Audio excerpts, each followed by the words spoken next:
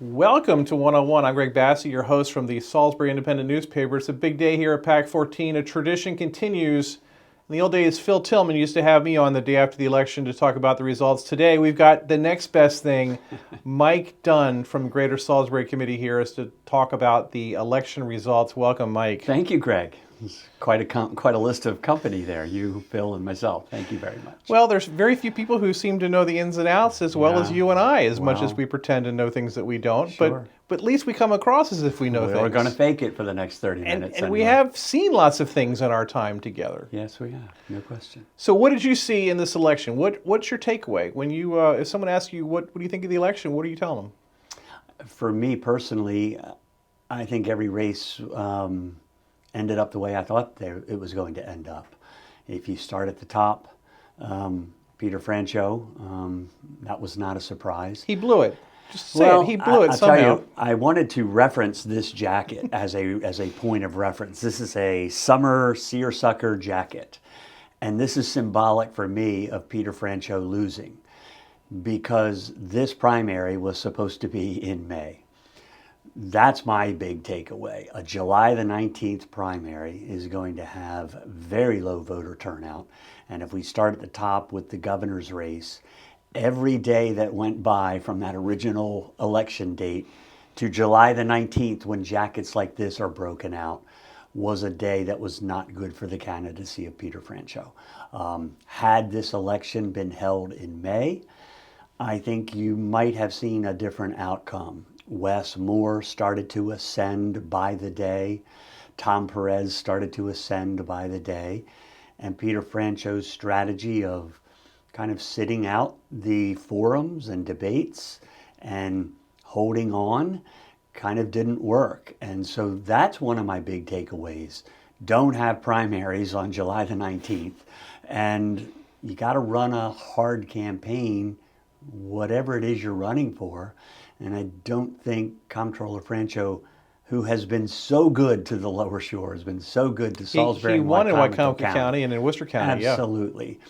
You know, I think he got bit by the fact that the primary got pushed off by a couple of months. Now, we talked about Wes Moore, and I did not know Wes Moore, but my daughter told me a compelling story. She votes in Towson because she goes to school there, and she was home for the summer and actually went back and voted because she wanted so much to vote for Wes Moore because she had read his book in a class. Your daughter's anecdote is why Wes Moore just won the Democratic nomination for governor. There was excitement around his campaign. It's why Dan Cox just won the Republican nomination for governor. There was a level of excitement around his campaign. If you go back, I think, we'd be silly to sit here and not talk about parallels in other election years. In 2016, Donald Trump created excitement around his campaign. Hillary Clinton did not create so much excitement around her campaign. So, Wes Moore, he kind of falls under that sort of celebrity new politician type. He's 43 years old. He's endorsed by Oprah Winfrey. He knew where to count votes in the state of Maryland. And suddenly, before the final vote count was even done, there was talk about Wes Moore being on now a new list of new leaders in the Democratic Party who may, one day have aspirations to govern at the White House. And here he's never governed a day in his life. But again, I think your daughter's, that anecdote, Annie's anecdote, is just enthusiasm counts a lot. And when you've got somebody willing to travel 6 hours round trip to cast a vote, that says something. Right. Now, on the other side, Dan Cox won. You had the establishment Republican politician, the so-called traditional Republican, and Kelly Schultz. Great resume, great service to Larry Hogan, matched him in terms of the political thinking. And then Dan Cox, who's sort of out there on the fringe of, well, I guess it's the new Republican Party, but it would be the fringe of the old Republican Party. What's going to happen there? From what everybody is concluding a week after the election, including Maryland Matters and Center Maryland and the big political publications in the state, the 2022 gubernatorial race will mirror the 2018 gubernatorial race. The Democrat who ran at the time, Ben Jealous, was seen by way too many people as being way too progressive and liberal in a left-leaning state, and he got trounced by incumbent Larry Hogan. There's the thought that Dan Cox's campaign, he's going to be, again, far to the right of the traditional Republican. It's tough enough for a Republican to win in the state of Maryland. And again, the analysis is that this is going to be a really, really uphill climb for Dan Cox. Yes, he won the Republican primary, but I'll go back to my consistent theme here. If the primary wasn't held in the middle of the summer, Dan Cox was able to, get his base fired up. And when a base is fired up, they come out and vote. It happened here in Wicomico County, but it happened at the state level too. So the pundits, the analysis certainly predict that Dan Cox is going to have an uphill battle. But again, they were saying the same thing in 2015 when Donald Trump declared for the presidency. So I'd say we'd all be silly to not take any candidate who makes it to the penultimate spot on a ticket seriously. So I think everybody will be taking Dan Cox pretty seriously, as they should. You've got a Wes Moore who's probably going to be elected governor. He's not part of the legislative political process already. He's going to come into office, and he's not going to know anything about the lower shore in terms of the personalities that occupy the offices that he's going to work with. We've got all Republicans pretty much, except for Cherie Sample Hughes. And everyone's going to have like a label on him in terms of being a right-winger. Johnny Mouts, who just won for state senate, really ran on a real right-wing textbook campaign. So what's that going to do with our relationship with the governor and with the governor's mansion and with the legislature when we're like these right-wingers down on the lower shore and you've got a different crop of people managing in Annapolis? Well, it's important to remember that while this is Trump country and Dan Cox just won Wicomico County and we're surrounded by, if you will, this is a conservative Republican area, we've had good, strong relationships in Annapolis. Salisbury University, the City of Salisbury, Mayor Day, the Greater Salisbury Committee, the Chamber of Commerce here in Salisbury, Wicomico County, Bill Chambers. We had real strong relationships with Governor Hogan. We'll do the same thing. We are already in the process of building that relationship with Wes Moore. We've got some thoughts on how to bring him down here and introduce him to, yes, this is Republican territory, but we still need things done in Salisbury and Wicomico County and Ocean City and in the lower shore. And so we've got an introduction period to Wes Moore. The interesting part, if you want to look at it politically, if you're Senator Carozza, if you're soon to be Senator Mouts, if you're Delegate Anderton, the ticket here and our way to Annapolis is, as it has been, is through Delegate Cherie Sample Hughes, who is the Speaker pro tem. It's important to note that Speaker of the House, Adrian Jones, President of the Senate, Bill Ferguson, both endorsed Wes Moore. So our door to Wes Moore and our access to try to share with him what the Eastern Shore is all about, what the Lower Shore is all about, that will begin in earnest.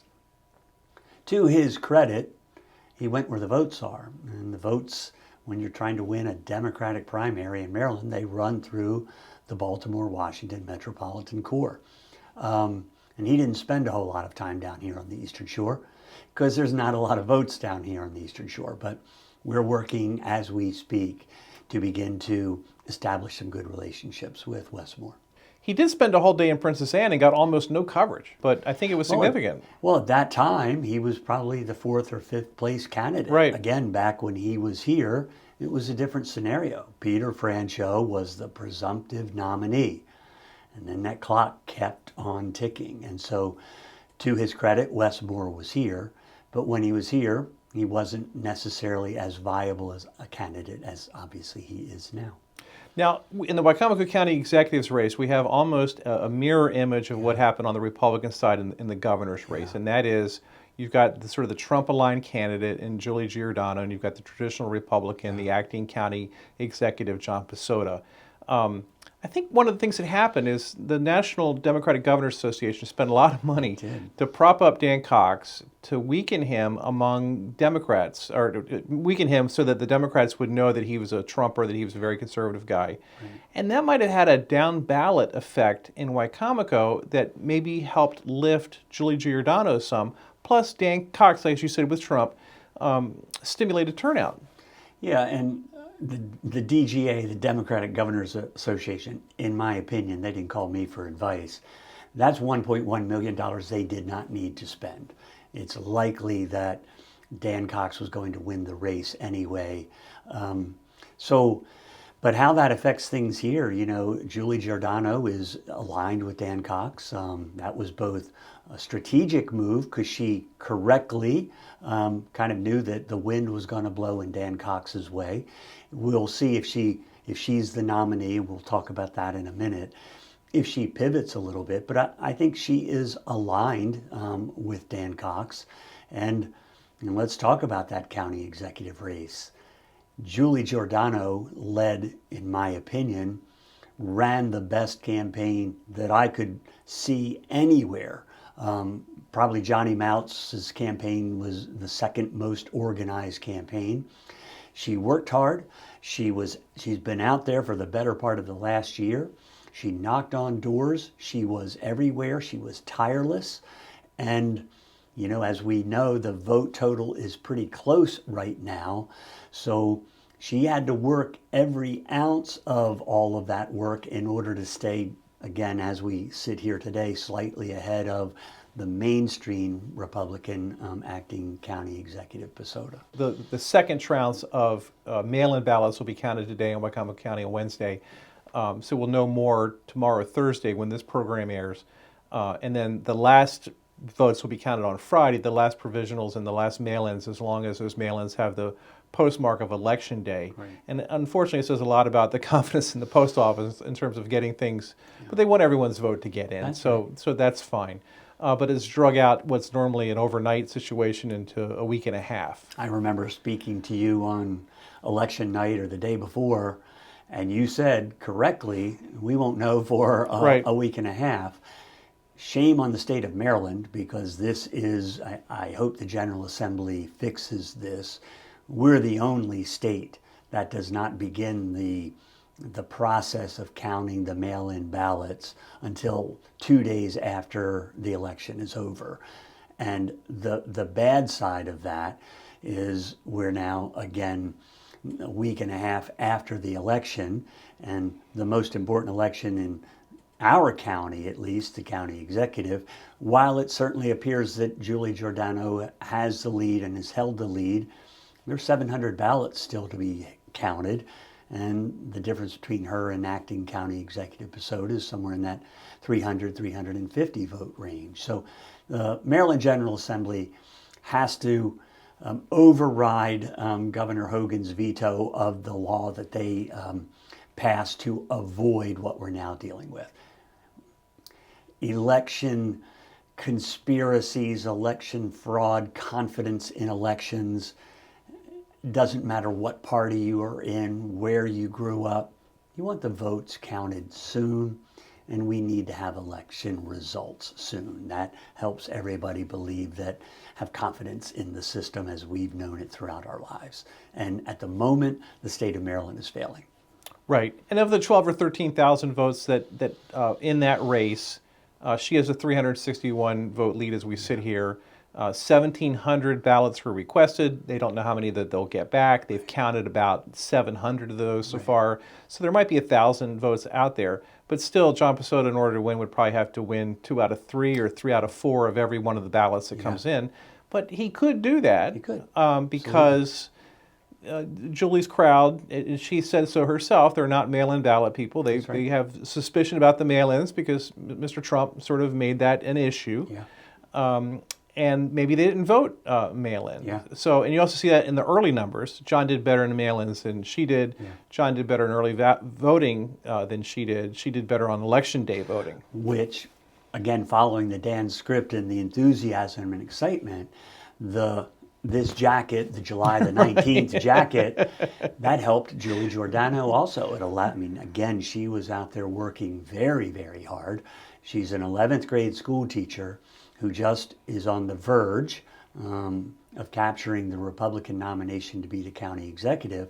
And whatever you think of her credentials or experience, you'd be a fool to not give her credit for the campaign that she and her team put together.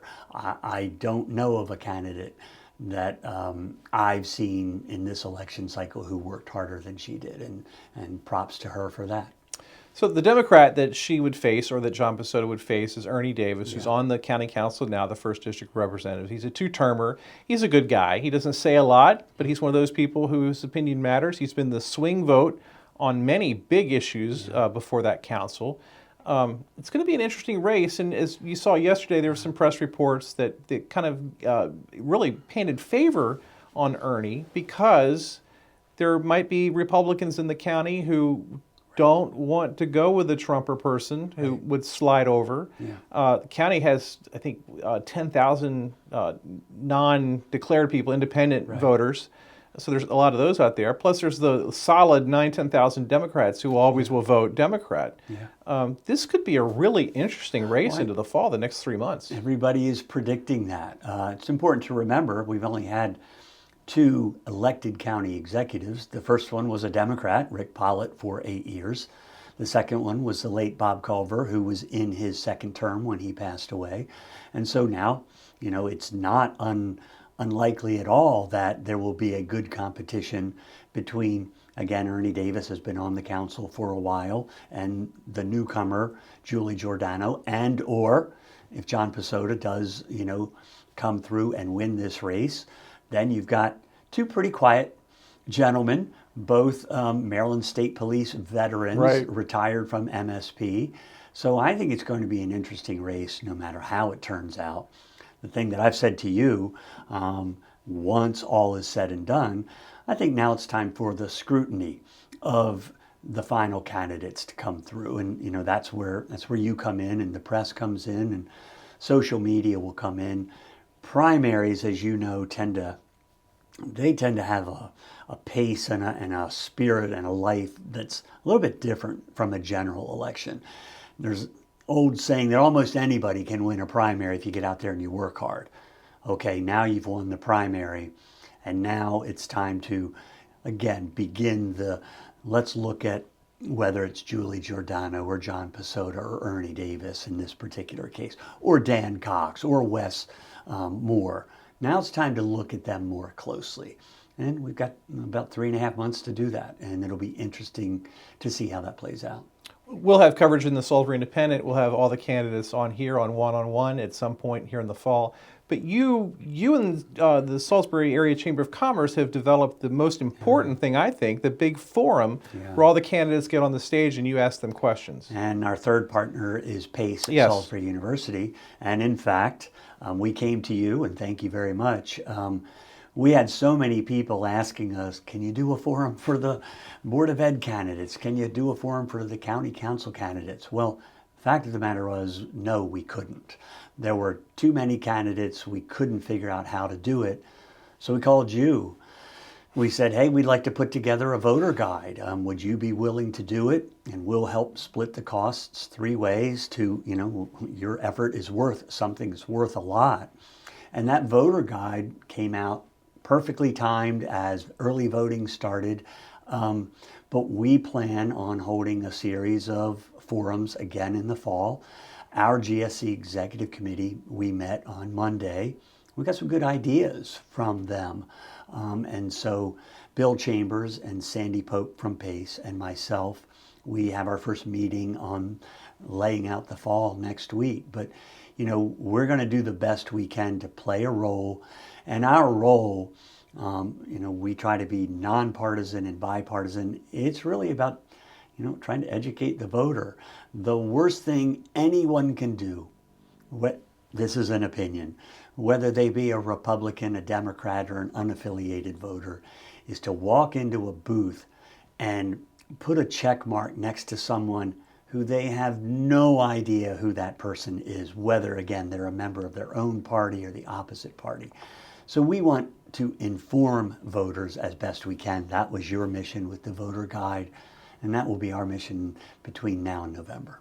County Council turned out pretty much the way that we thought it would. Like John Cannon and the at-large, who's strong tradition, the Cannon family. He's been a politician a long time, been elected a long time.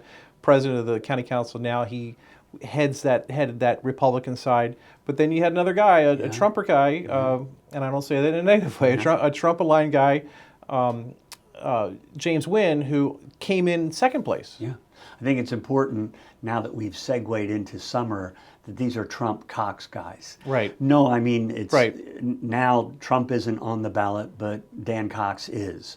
And what comes out of Cox's mouth in the next 3 months will be interesting. A lot of the analysis predicts that Dan Cox will, in fact, hurt some of the down ballot people like a James Wynn and some of those other folks.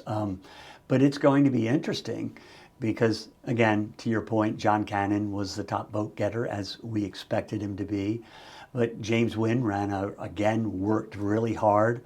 Shane Baker, it's Giordano and it's Wynn and it's Shane Baker, James Wynn and Shane Baker and Julie, all new to the process. But they all had that same amount of enthusiasm. They worked as a team, they coordinated, and they've all been victorious. So now, how does John Cannon, does he do well? Does he align with them? Does he run his own separate campaign? It will be interesting to see how the Republican Party, which you and I have discussed, has really, I don't know if splintered is the right word, but at Election Day at the Civic Center, there were two different Republican tents. The Wicomico Republican Movement, I'm not sure that's the name, but that's the Giordano and Wynn and people like that. And then the other Republican tent was what we know is the more of the mainstream Republican Party. So it'll be interesting to see how they coalesce or splinter, I don't know, in these next 3 months. So that's all going to be interesting on the Republican side.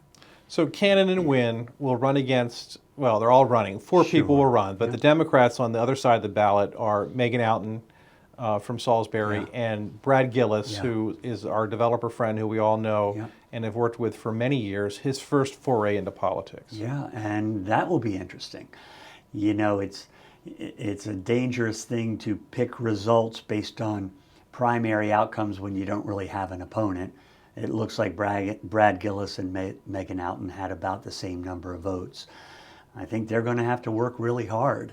I think Brad certainly falls into that kind of that Bill McCain mode and Tony Sarbanes mode of Phil Tillman mode of at-large people. Megan is a bit more of a progressive, aligned with Michelle Gregory and people like that. So, you know, much like on the Republican side is John Cannon going to align with James Wynn? Is Brad Gillis going to align with Megan and vice versa? Again, those things will play out in time. The other districts played out the way we sort of thought. Jeff Merritt dominated in District 2. I was kind of getting on him for not running a very aggressive campaign. It turned out he didn't need to. He's big with Operation We Care. He's the chairman of the Salisbury Area Chamber of Commerce, so he's well known in the business community. And then on the Democratic side, Talana Watson won. I love Talana. I've known her for many years through doing obituaries for the Lewis Watson Funeral Home with her husband. So she's going to be the candidate against Jeff. And then we had a kind of maybe an upset, I don't know, in District 3. Larry Dodd, the longtime council member, he'd been on the council, got voted out, came back, was on the school board in between. Larry lost to Shane Baker, as you said. Well, I don't view that as an upset because, again, if you were paying any attention at all, you could see that, I'll keep coming back to it, the excitement and energy of that Giordano, Wynn, Baker component, and I was not surprised. Larry has, you know, he was the council president for a couple of years, and more than a few things kind of were a little strung out and tough to make decisions at the council level, so maybe that worked against him. But I think the main thing that worked against him was a quality new candidate who was part of that exciting, Cox aligned group of people. And, Shane Baker also had that, he's a deputy sheriff, so he could play that that law and order side of things. We've had some tough things. We lost, Glenn Hilliard, and so that's top of mind right now. And if a deputy sheriff steps up to run, who works in Worcester County, that's going to be a tough opponent for someone like Larry Dodd. And then throw in the additional excitement factor. And I think for me, it wasn't an upset. For me, it was predictable. And then in District 5, Joe Holloway won. We'll have him back again. And Joe is always fun to watch on the council. Yeah. He reminds me of everyone that I grew up with on the farm. His viewpoint is exactly that common sense viewpoint. At least this time he had an opponent. Right. Joe has won. This is the 4th election that he's won. I think he's either or about to be the longest serving county council member in the history of Wicomico County.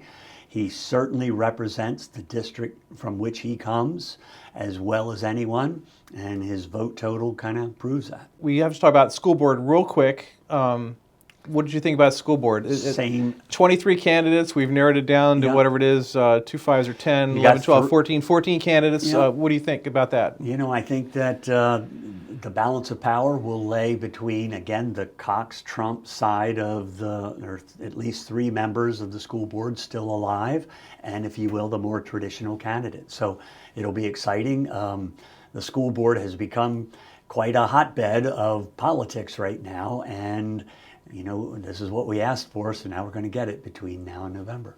Should we have asked for it, though? Do we need it? Do we need an elected school board? I personally don't think that we did, but that's how I voted as a citizen. There were more than a few people who didn't want it for the exact reason that we're now seeing. I think an appointment by a governor of the kinds of people who were appointed before certainly worked. Now there's no question that the school board is in the middle of the political maelstrom, if you will, and that's what we now have. We did lose on the school board. Don Fitzgerald lost, longtime chairman of the school board, great friend to education, completely devoted. You see him out there at Bennett working on the softball field, just a great guy. He's going to be missed. He absolutely will be. Great. Don, I don't know anybody who doesn't like Don Fitzgerald. Let's put it that way. He's a great guy. So what can we do all together to generate turnout and get excitement going for this election in the fall? We've got to pay attention. I think we all have to pay attention. We've got to, all politics is local, right? So the only race that really matters right now are the local elections. I'm not saying the governor's race doesn't matter, the congressional race, but if you want your community to reflect what you think your community is, learn about the candidates. Do the best you can to go into that booth as an informed voter. Pay attention to what you're going to be putting out. Pay attention to the forums that we'll be holding and try to become informed. I think that's the best way forward for this community. He's Mike Dunn. He's the president and CEO of the Greater Salisbury Committee. We're thrilled that he came in today to talk about the election. Michael, thank you so much for being here. Thank you, Greg. I'm Greg Bassett from the Salisbury Independent newspaper. Another edition of 101 right here on PAC 14.